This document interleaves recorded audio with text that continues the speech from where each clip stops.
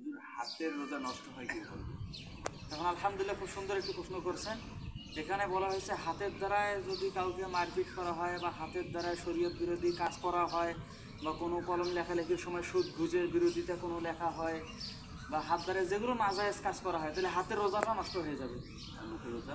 আর মুখের রোজা মুখ দিয়ে ফাহেসা কথাবার্তা, অশ্লীল কথাবার্তা এবং কাউকে গালিগালাজ করা এবং কটু কথায় বলা, মানে মুখ দিয়ে যে সমস্ত অশোভনীয় কথাবার্তা বলা, গানও তো বলা যাবে না। যে গান বলা যাবে না।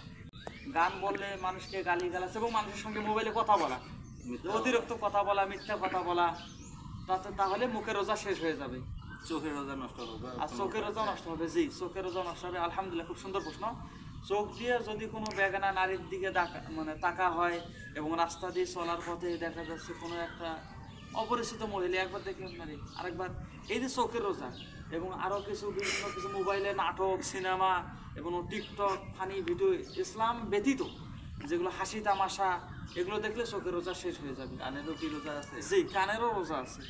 কান দিয়ে হেডফোন লাগার পরে গান বাজনা, নাটক এবং ছবি, সিনেমা এবং দেখা যাচ্ছে কারোর সঙ্গে কথাবার্তা শোনা, এই মিউজিক সিস্টেম, ওই গান বাজনার যে বিষয়গুলো আছে অবৈধভাবে যেগুলো মানে ইসলাম সাপোর্ট দেয় না, ওইগুলো শুনলে হারাম হবে এবং কানের রোজাটা শেষ হয়ে যাবে। সেক্ষেত্রে কি পায়েরও রোজা হবে? পায়েরও রোজা, মানে